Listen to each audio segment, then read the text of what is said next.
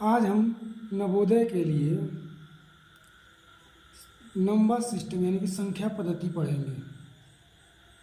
तो बिना देरी की हम लोग अपना क्लास स्टार्ट करते हैं। पहले हम जानेंगे अंक क्या होता है। संख्याओं को लिखने के लिए जिन विशेष संकेतों का प्रयोग किया जाता है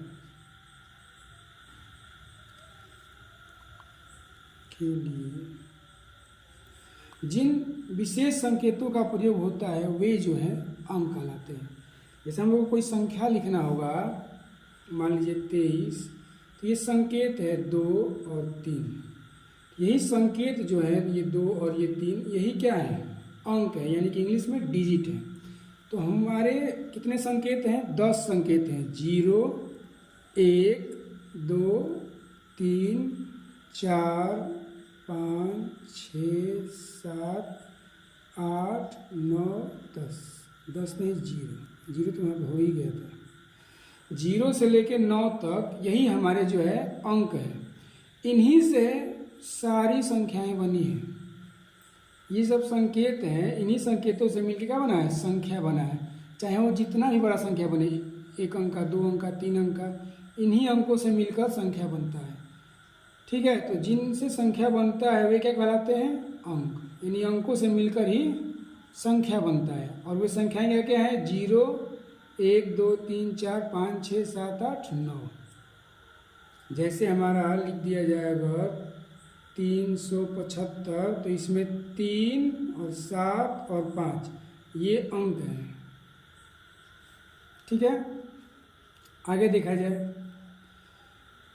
अब ये जो संख्याएं हैं, ये जो अंक हैं, इनसे जो है प्राकृतिक संख्या बना। प्राकृतिक संख्या जब बना तो उस समय 0 नहीं था। ठीक है, उस समय कितना था?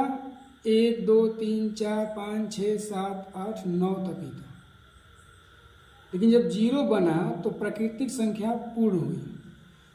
जब 0 आया तब, तो उस बाद में जब 0 सम्मिलित हुआ तो 0 को मिला के उसे पूर्ण संख्या बोला गया। ठीक है, तो अब हमारा जो संख्या पूर्ण हो गया, प्राकृतिक संख्या। तो प्राकृतिक संख्या में 0 को सम्मिलित नहीं किया गया है। पूर्ण संख्या, उसका नाम क्या? जब 0 सम्मिलित हुआ उसको जो है पूर्ण संख्या का नाम दिया गया। यानी अगर 0 से 1, 2, 3, 4 अनंत तक जाएंगे तो वो कहलाएगा पूर्ण संख्या, और 1 से शुरू करके अनंत तक जाएंगे वो कहलाएगा प्राकृतिक संख्या। याद हो गया? 1 से लेके अनंत तक, 1, 2, 3, 4, 5, 6, 7, 8, 9, 10 ये जाएंगे तो ये प्राकृतिक संख्या। ये गिनने की जो संख्याएं हैं 1, 2, 3, 4, उसको प्राकृतिक संख्या बोलते हैं। लेकिन इन्हीं प्राकृतिक संख्याओं में जब 0 सम्मिलित हो जाएगा तो वो क्या कहलाएगा? पूर्ण संख्या। यानी 0, 1, 2, 3, 4, 5, 6, 7, 8, 9, 10, 11, 12, 13, 14 अनंत तक जाएंगे तो वो कहलाएगा पूर्ण संख्या। यानी केवल प्राकृतिक संख्या और पूर्ण संख्या में क्या अंतर है? तो एक 0 का अंतर है। प्राकृतिक संख्या में 0 नहीं आता है और इसमें 0 आता है। स्टार्टिंग में 0 आता है। यानी कि अगर बोला जाए कि सबसे छोटी प्राकृतिक संख्या तो 1 और सबसे छोटी पूर्ण संख्या तो 0। सभी जो है ये प्राकृतिक संख्याएं पूर्ण संख्याएं हैं, लेकिन सभी पूर्ण संख्याएं प्राकृतिक नहीं है, क्योंकि इसमें 0 है और इसमें 0 नहीं है। तो सभी प्राकृतिक संख्याएं पूर्ण संख्याएं कहला सकती हैं, लेकिन सभी पूर्ण संख्याएं प्राकृतिक संख्या नहीं कहला सकती है। आगे देखा जाए। आगे है सम संख्या, यानी कि इवन नंबर। इवन नंबर किसको बोलेंगे? ये जो संख्याएं बनी इसमें अब सम और विषम 2 संख्याएं बनी, इसको हम लोग सम और विषम यानी कि इवन और ऑड के नाम से जानते हैं। तो इवन नंबर किसको बोलेंगे? यानी सम संख्या। जो संख्या 2 से विभाजित हो जाए, जो 2 से विभाजित हो उसे हम लोग बोलेंगे सम संख्या। अब 2 से कौन संख्या विभाजित होती है? तो जिसका यूनिट डिजिट यानी इकाई का अंक 2, 4, 6, 8, 0 यानी 0 से शुरू किया जाए तो 0, 2, 4, 6, 8 रहेगा। तो वे संख्याएं जो हैं 2 से विभाजित होती हैं। यानी कि हम कह सकते हैं कि सम संख्याओं के लास्ट यानी कि इकाई का अंक ये रहता है।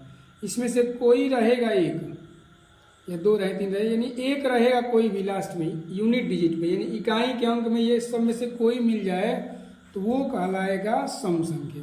यानी कि अगर एक नंबर लिखा जाए संख्या, तो ये इकाई का अंक है, तो इकाई का अंक पे क्या है 2 है, तो इस 2 होने के कारण ये क्या है सम संख्या है।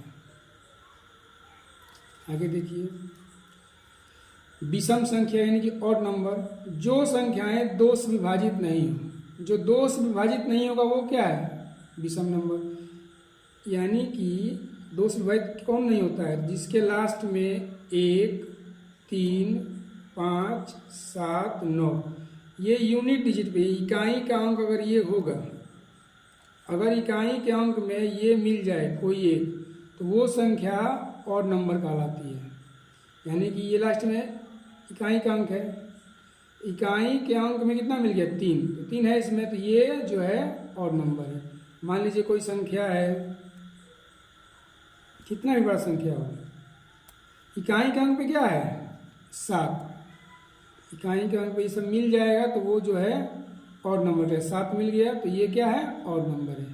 यानी 0, 2, 4, 6, 8 मिलेगा तो सम संख्या, 1, 3, 5, 7, 9 मिलेगा तो वो है विषम संख्या। आगे देखा जाए, अभाज्य संख्या किसको बोलेंगे, यानी कि प्राइम नंबर। अभाज्य संख्या यानी कि प्राइम नंबर किसको बोलेंगे, तो वे संख्याएं जो एक तथा स्वयं के अतिरिक्त किसी और से न कटे, किसी और से विभाजित न हो, वो कहलाएगा प्राइम नंबर यानी कि अभाज्य संख्या। यानी जिसका 2 फैक्टर हो, केवल 2 फैक्टर, 2 गुणनखंड मिले, इसका केवल 2 गुणनखंड मिले, 1 और स्वयं, इसके अलावा कुछ और नहीं मिले, तो वो कहलाएगा हमारा अभाज्य संख्या। जैसे कि 13 है, तो 13 का 1 फैक्टर तो 1 हो जाएगा और 1 फैक्टर 13, इसके अलावा कुछ और नहीं मिला, तीसरा नहीं मिला, तीसरा नहीं मिलेगा, केवल 2 ही मिलेगा, तो वो हो जाएगा अभाज्य संख्या। 1 तथा स्वयं के अतिरिक्त कोई और गुणनखंड नहीं मिले और फैक्टर नहीं मिले, तो वो कहलाएगा प्राइम नंबर।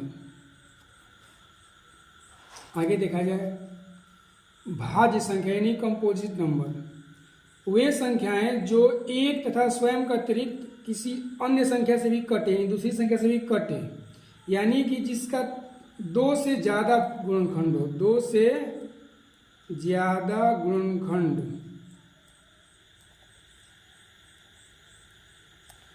यानी कि फैक्टर,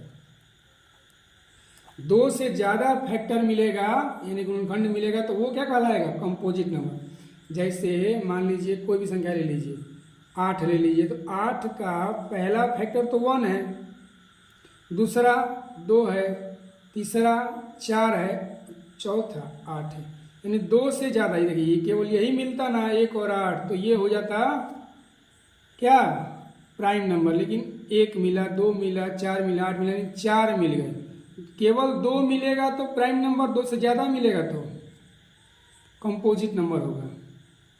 यानी अभाज्य संख्या का केवल 2 गुणनखंड होता है और भाज्य संख्या का 2 से ज़्यादा गुणनखंड होता है।